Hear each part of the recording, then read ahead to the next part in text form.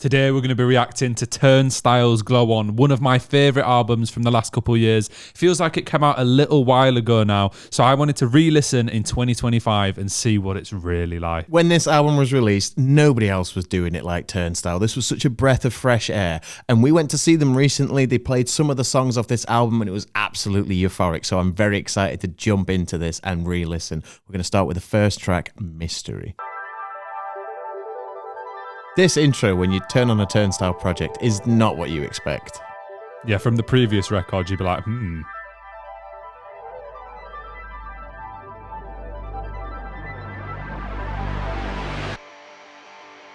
Just to drop out to that grungy guitar.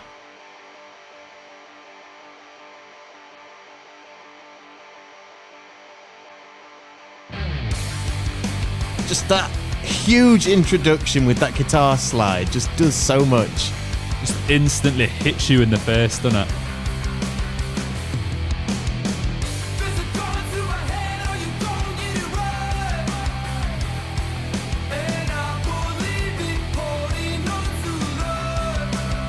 I love how clean the bass is in the mix as well.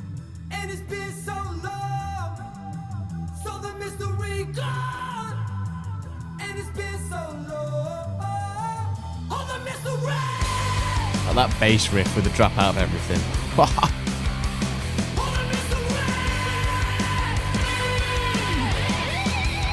Love, it just switches it up in the last bit, doesn't it? Cheeky little guitar solo.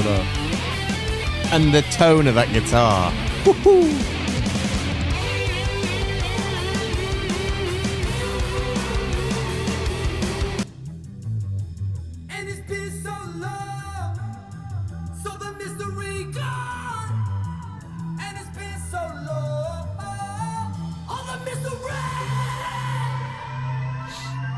Back to that intro soundscape.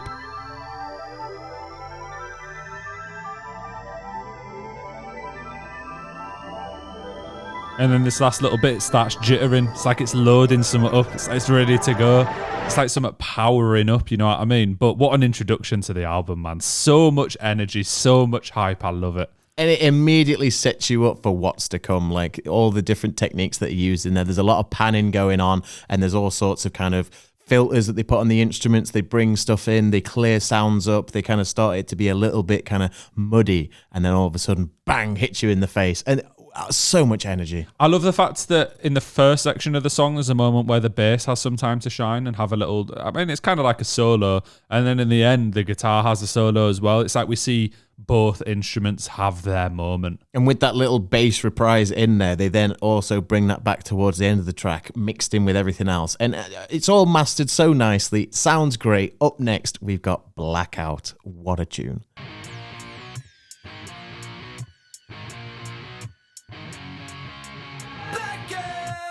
I love that just echo on his voice before it comes in. Just whoop.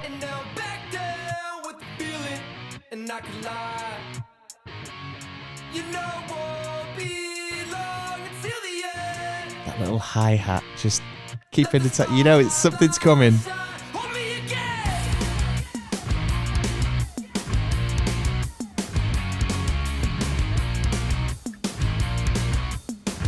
When we went to see these the other week, I was in some mosh pits and I was thinking, this is wild. Why is it this wild? And Tim informed me afterwards that there's actually a wall of death and I hadn't seen it. I'd just kind of been flung into it. Like the ocean had taken you out to sea.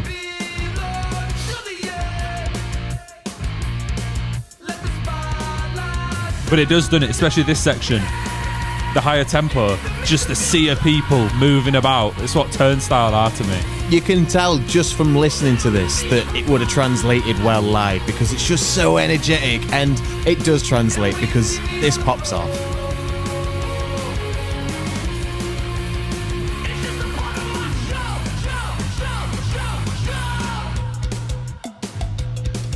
A bit of cowbell.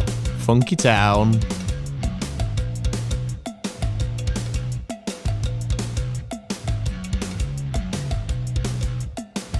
There's a little drum pad note in there as well.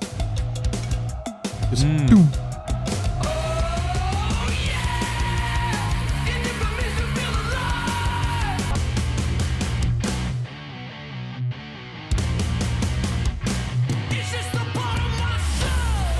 You just know when that halftime beat comes in, it's about to go insane. There's that much bass that kicks in when that kicks in there that it's like distorts the headphones. It's like, woo.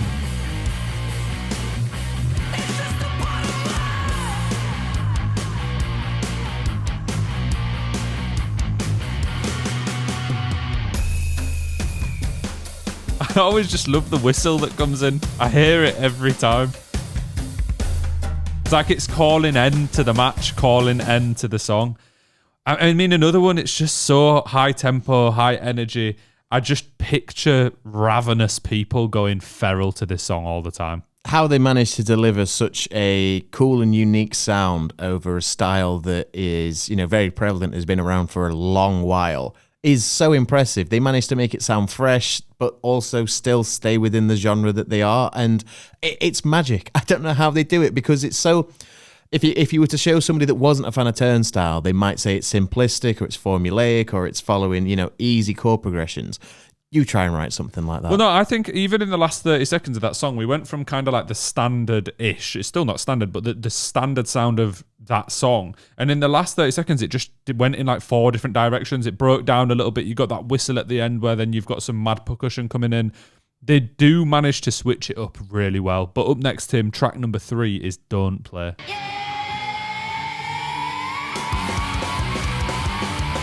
Those drums, man. Whew.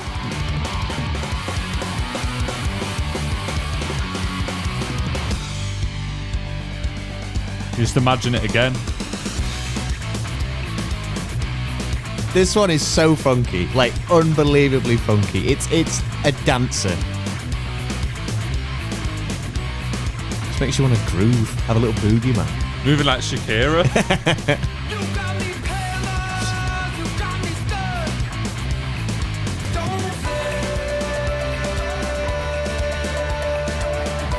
Just those non-standing percussions as well with the cowbells and the little woodblock click.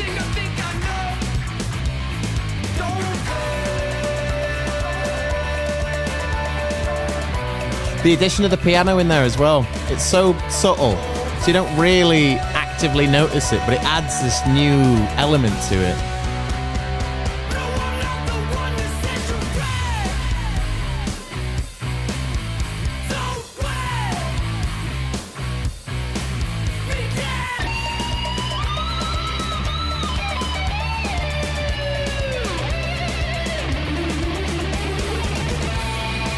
The shredding in that guitar solo, it's so perfect. Like, it just doesn't overstay its welcome. It's just short and sweet.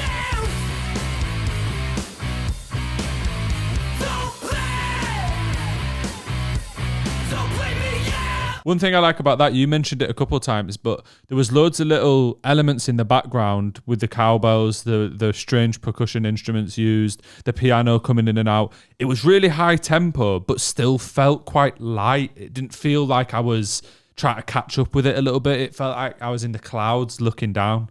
There's something about, the album cover is clouds, isn't it? Maybe that's what they were going for. There's something about it, like you're saying, where it should be dark and grungy based on the guitar and the bass and the drums and everything you're hearing. But somehow it keeps this light energy and it's got this feel-good vibe to it. And also that one in particular, so dancey. Such a non-standard beat that I don't know where they've taken that kind of tempo from or whatever influenced this track, but I'm glad it did because it works so well. And if you're a Turnstile fan, while you're here, don't forget to hit like and subscribe, but also tell us what your favourite track from Glow On is in the comments. This album's been out for a few years now, and I'm sure it's many people's favourites, but let us know what your favourite is. Up next, we've got Underwater Boy. This was the Turnstile track that I used to send to people to introduce them. Indie rock fans, some of my mates would be like, listen to this, guys. This will get you into it.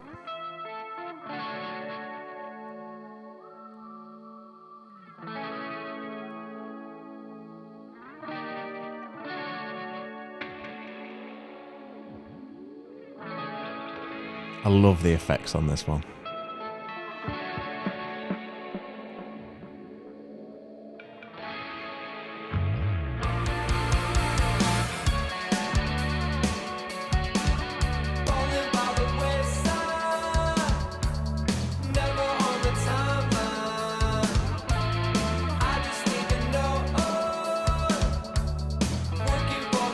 It's almost like the bass is part of the drums.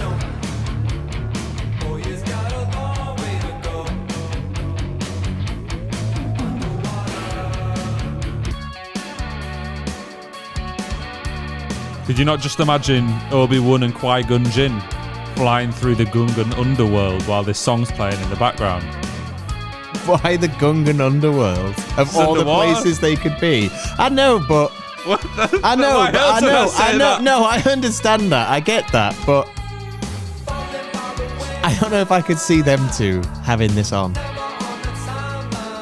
Chilling in that ship when they're getting chased by the big snake thing. Yeah.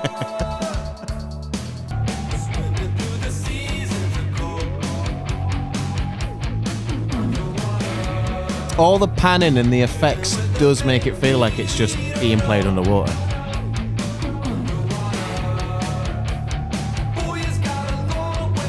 I love the emphasis he puts on.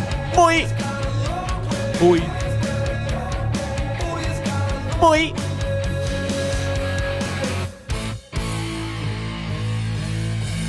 I think that does a fantastic job of breaking up the album a little bit. While staying on theme, it gives you a minute to breathe. It's the first track that's over 3 minutes as well, and I think after such high tempo changes and energy in the first three, that's a great track to throw in there. It kind of starts to meld the album into more of what you expect from the next project, which is kind of this more serene sound and a bit more soundscapey, and they're playing around with the instruments, they're playing around with the sound effects, and it pays off massively. I don't know who was in charge of dealing with how they do the production on these albums, but whoever it is needs a raise, because this knocks it out of the park. And then we go straight on to another energetic one, another massive track in Holiday. Another one that goes absolutely insane live. You know, I've always wondered with that intro if it is somewhat of a callback to Holiday in Cambodia, because that starts out with the bass going it has this weird like sound to it, and with it being called Holiday, I don't know. I'm just, if anybody else agrees with me, there's a certain vibe to Holiday in Cambodia to it. Maybe it's just me, but I've no idea what you're on about. Oh, mate. come on. No idea. Classic.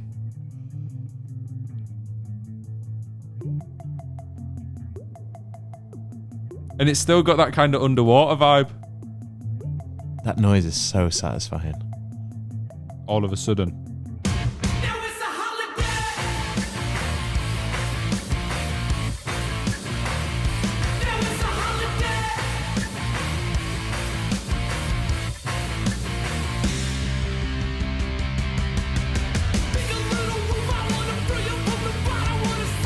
This is back to that classic hardcore sound. Slap you in the face.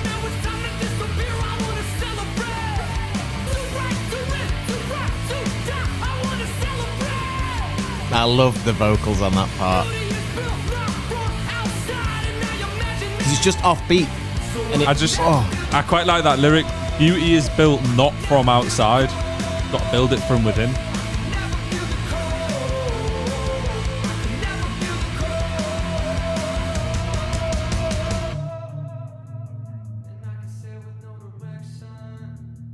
Oh my God. He can sail with no direction. He's not underwater anymore. He's on the water. Thank the Lord for Qui-Gon.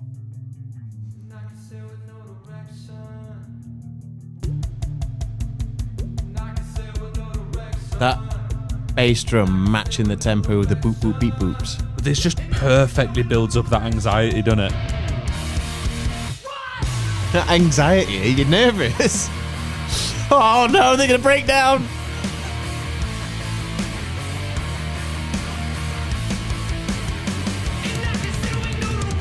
Sick little drum fill there.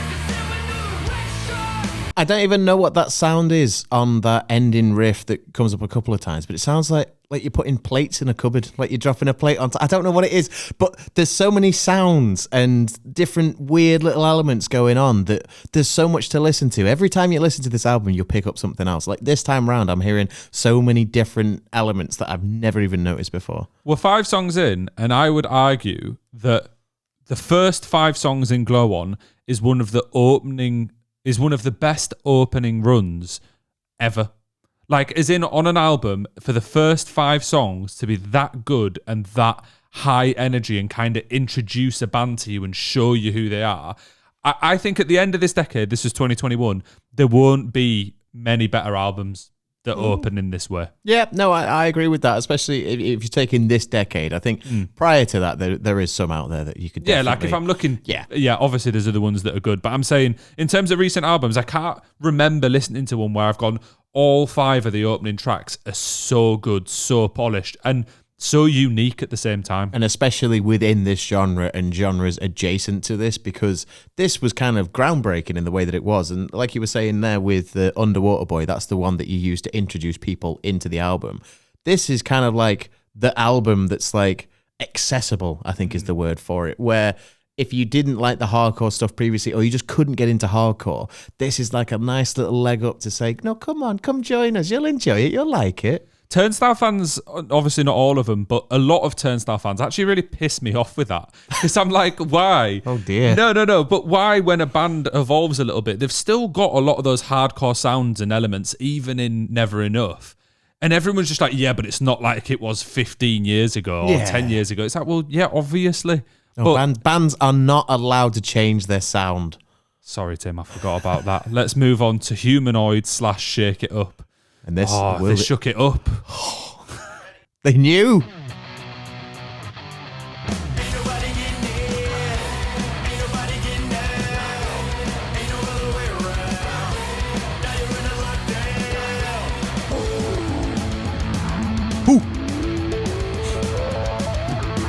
Damn.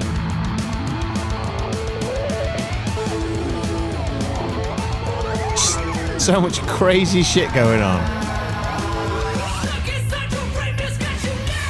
And that comes out of nowhere. Like, you could not expect that listening to this track for the first time. Disgusting bass as well. I mean, I'd really say that that's more of an interlude, so should we just go straight on to Endless? This has that funky kind of dancey feeling to it as well. It's so strange for the sounds that they're producing to have that effect.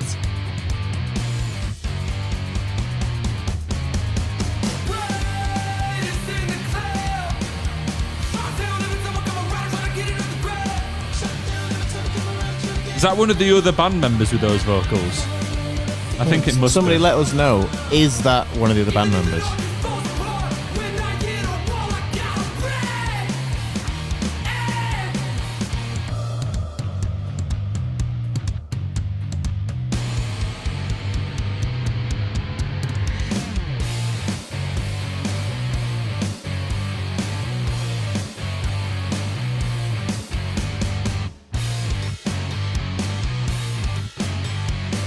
That offbeat drums in that little bit there just changes it up. It just does so much. Every instrument on this album is doing work. They're all bringing the A game. What I noticed in Endless was the vocal delivery, because especially in the starting section, he did it a couple of times. I mean, it was kind of all like repeated anyway.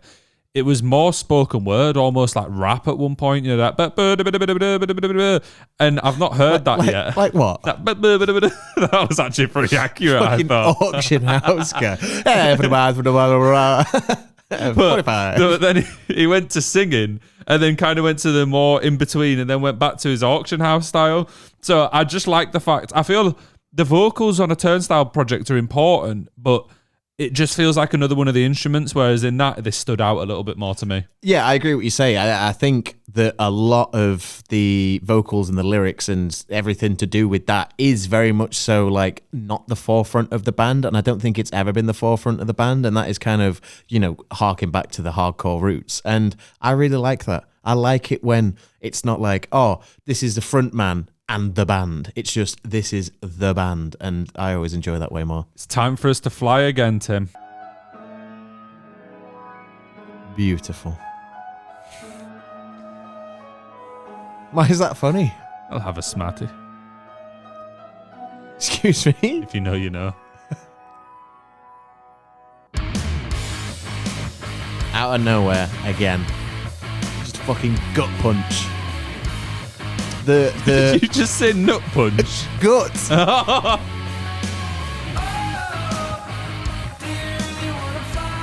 I think this is possibly one of my favorite tracks off this album.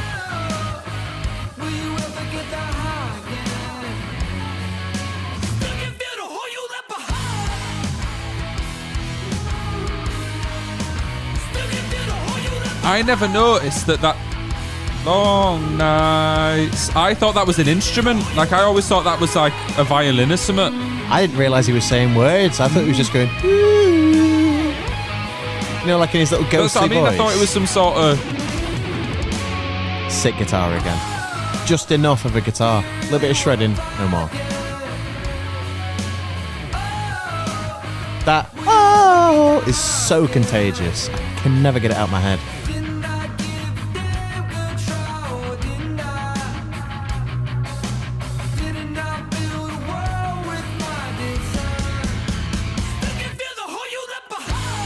Just having everything drop out for just that vocal line and then bang, straight back in. Another nut punch. Punch you in the nuts, brother.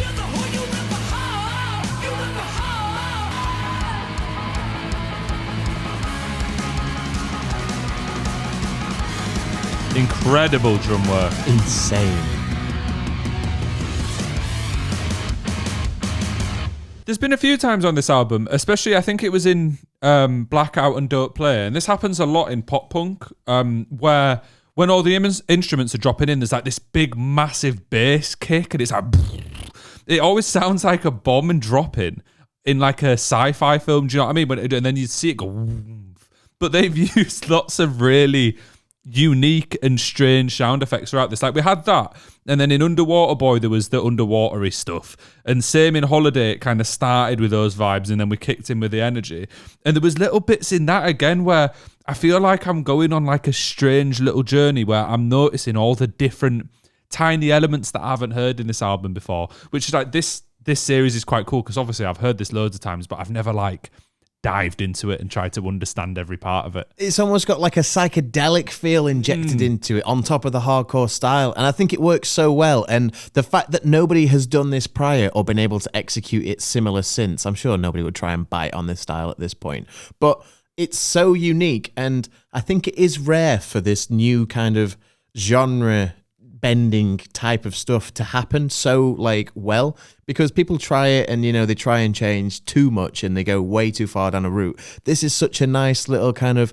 introduction to a new Turnstile sound, which we then saw follow up on the next album, and yeah, just executed unbelievably well. Don't know how they've done it. I can't comprehend how they make all of these styles work, but they do it so well. And before we go into track number 9, which aptly after what I just said is called Alien Love Call, after I was talking about the sci-fi movies, please do remember to hit like and subscribe. Only about 5% of people who watch our videos actually hit subscribe. Tim, tell them how that makes you feel. It really upsets me, man. It's like a nut punch, which I'm going to throw this out there now.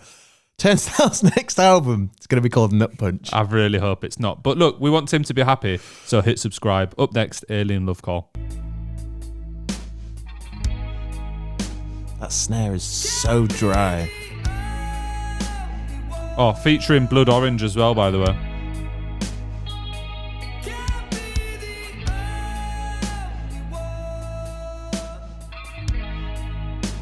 Blood Orange is a cool name. You ever tried the Blood Orange San Pellegrino? Just about to say that. I thought we had one in the fridge, but we don't. Oof.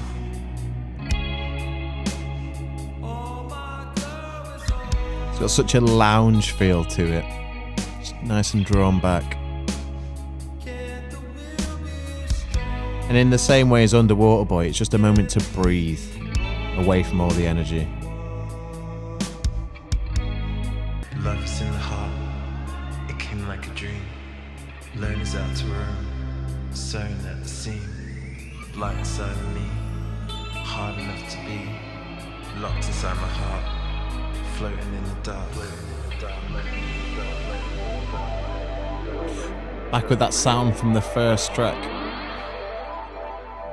Nice bit of continuation.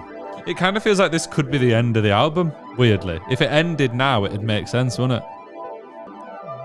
Oh, I'm ascending. Again, you've kind of got that it's breaking up a little bit and cutting out as we go into a more hectic track. I think they've done a really good job of crafting an album here that can be and should be listened to in this format. Yeah, you don't get that a lot nowadays. So I think you've always got to give kudos to artists that actually think about the craft of an album rather than just saying, here's a bunch of singles and some other songs I wrote. Yeah, it's an album. Let's call it that. This is actually like a love letter almost from Turnstile to the fans to say, look, we've put a lot of effort into this. And, you know, it's paid off massively because this arguably put them on the map on, you know, in a general perspective. And then the next album, which follows up from this, did an even better job of kind of getting their name out there even more. Well, we were talking about recently there being a lack of new rock festival headliners, and that a lot of the headliners are your old school, like System of a Down, Linkin Park, Back, Slipknot, Bring Me the Horizon, that have been around for years. And I said, I think that it's Turnstile.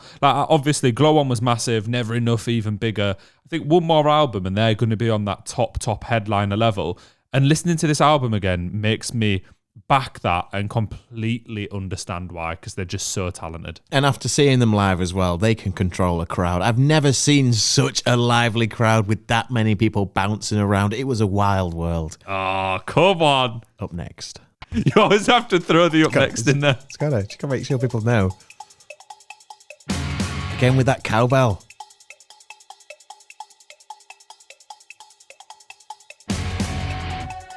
I'm saying it's a cowbell, but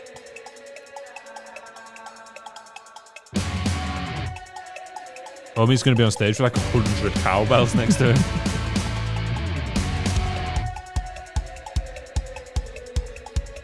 But this is like after Alien Love Core, we had that moment to relax. It started building up again, and then we come into this. It still kind of continues on that, and then we're here, we're ready.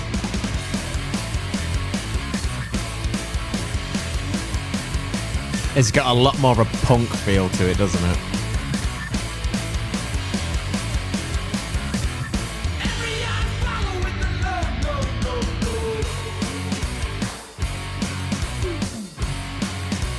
That's so cool.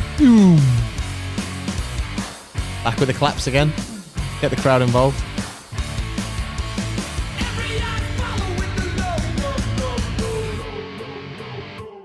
Oh, I really like the way that low just started going out. That was sick.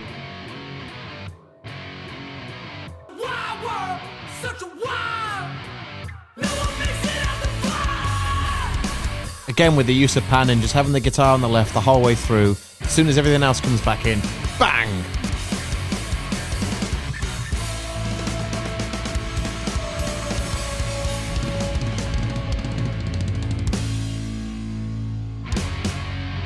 Had a much more of a punk feel to it, that one. Very reminiscent of, you know, their older stuff. And I think that's one of the tracks that, what you were saying before about old school Turnstile fans that are a bit prissy about this album and the other album, show them that one and be like, look, no, it's still them. They're still here. They're just attempting something new and succeeding at it. No, Tim, you can't try anything new. Come on. We know that, mate. We know that. But no, another really cool song, brought the tempo right back up. I'm just really impressed by their ability to make me want to bounce around and jump in a mosh pit and dance at the same time. I can't think of any other bands in my head who have that like joint effect. Sometimes I want to dance, sometimes I want to bounce around in a mosh pit. Turnstile, I want to do both simultaneously. It's mental. Yeah, and it creates such a confliction within yourself because you're like, should I be dancing? Should I be going absolutely apeshit? I don't know what to do. Well, Tim, maybe we need to have a dance off. The percussion has added so much to this album constantly. It's like one thing that you pick up on every track.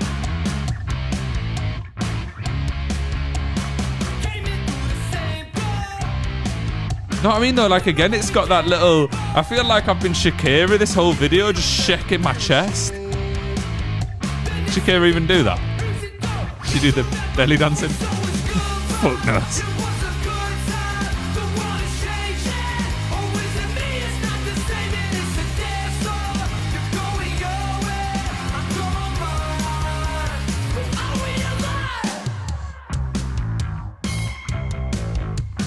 Cool sounds again, just exploring all these different sounds you can make. Woo. Sounds like something out of a Stroke song. Just coming with stuff you've not heard prior at any point. And it's still fitting with the album. That's impressive. It's a bit Tom Morello-y, isn't it?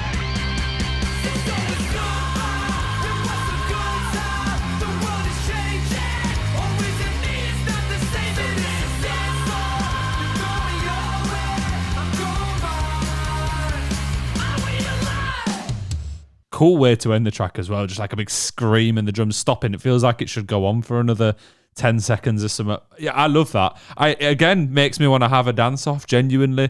Could just boogie out to that. Those little more electronic sounds that came in towards the end section was so cool as well. It reminded me of like the Strokes or something you'd hear in like a MGMT song or something, but just Turnstile doing it their own way, which is so cool. Just don't get how they do it. I don't know how they meld all these sounds together. It doesn't compute in my brain. If any other artist would even come close to attempting this, it would sound like a disjointed mess, but somehow they've managed to make a coherent project. Up next, we've got New Heart Design.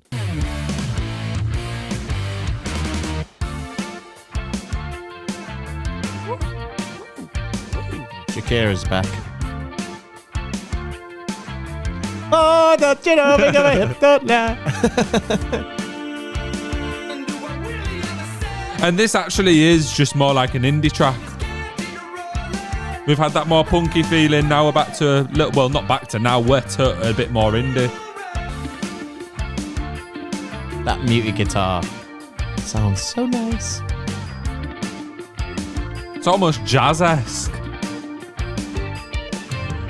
A bit like funk soul.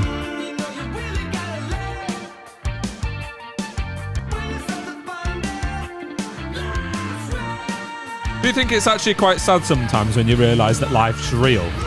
That you've actually got to work and do stuff? Really, it just sometimes it dawns on me that that's it now.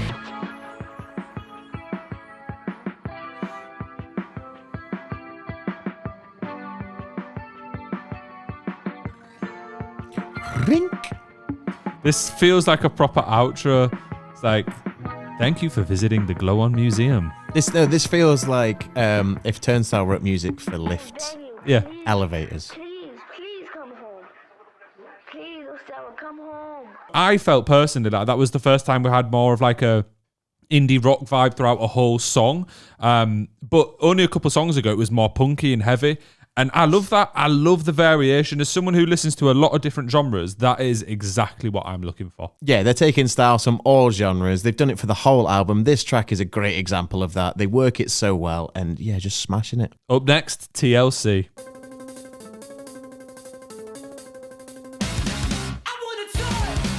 That's different because it's not a long intro. It's just like, woo!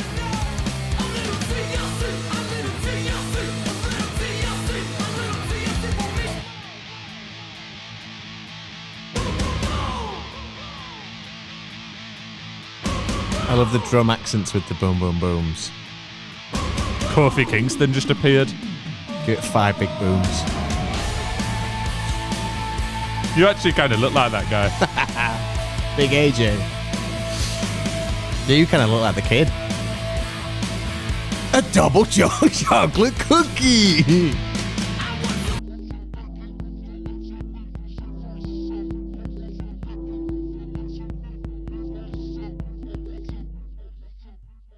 Again, with the kind of like elevator-y lift reprise where the music just kind of all drops out and it becomes this kind of just a couple of synth chords with an electronic drum beat and then maybe some like distorted vocals on it. It's so interesting. I think that's what makes it an album, man. That's what makes this like a listening experience, because every time you go through it and it takes you through these waves, and the intro to T.L.C. is the perfect example of that. Little short intro, whereas a few times we've had longer ones on this album, and it just boots off.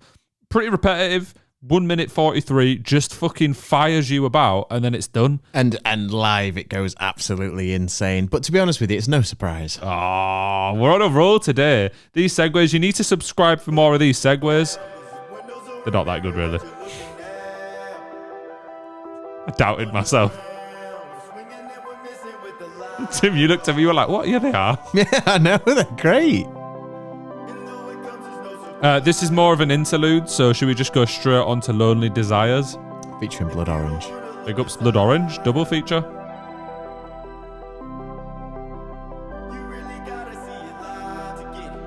You really got to see it live to get it. If you haven't seen Turnstile live and they're touring near you, go see them because they are insanely good.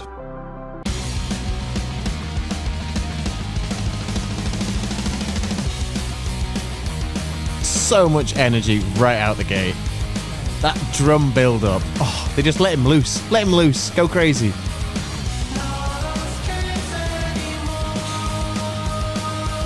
Let him loose.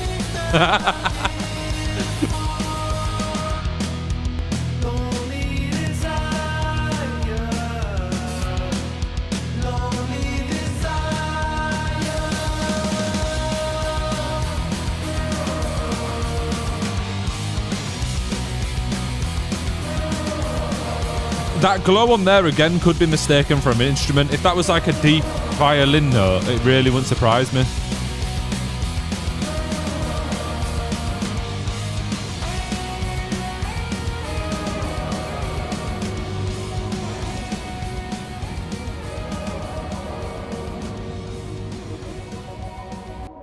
I don't know why. Do you know what that really reminded me of? I'm rewatching Stranger Things at the minute. And you know, like the theme song and some of the music you hear throughout Stranger Things?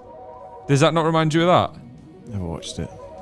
You never watched Stranger Things? I watched the first season, but it was crap.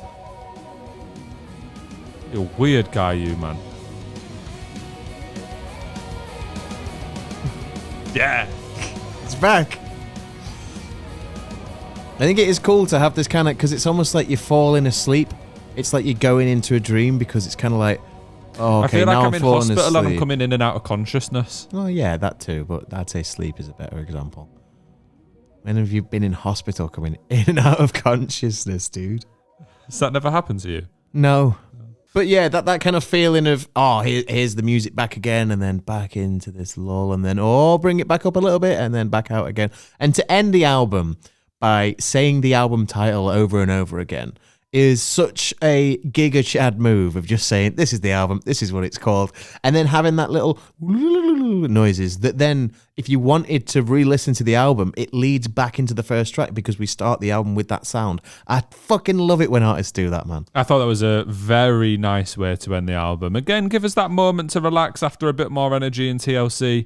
And they've done that so well. I think it's brought me up and down, and Lonely Desires was the perfect calming moment to close out Glow On. But speaking of which, Tim, what did you think about Glow On as a whole? Obviously, this is not the first time we've listened to it, but re-listening to it in this capacity, what did you think? It's just so good, isn't it? It's just so good. And like you were saying, it's like an introductory album for anybody that wants to get into Turnstile that perhaps didn't quite get or didn't quite like the hardcore style. I was going to say, I think it's an introductory album to anyone that wants to get into hardcore because it gives you moments to chill, but it's got a lot of those hardcore elements and tracks in there still, and it'll kind of teach you a little bit about the guitar rhythms and what to expect if you are to get into that genre a little bit more. Yeah, and overall, this really put them on the map, didn't it? This is what kind of kick-started what we see now, which is just a huge Turnstile summer, which we've seen for the last, 3 years now. They're headlining festivals, as they should be. They're doing everything. And, I don't think there's a more deserving band out currently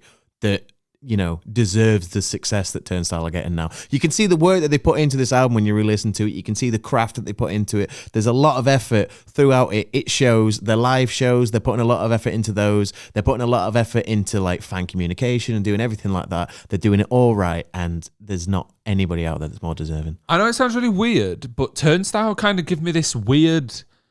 It's like a lost feeling. Even with newer bands that I listen to that I really like, I feel a lot of them aren't testing sounds and introducing new and unique things as much as Turnstile are.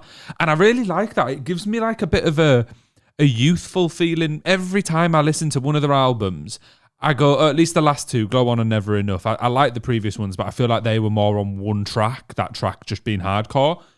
These give me this discovery feeling. I don't know. It feels different to anything else I listen to. And when we went to see them live, I've seen them a couple times.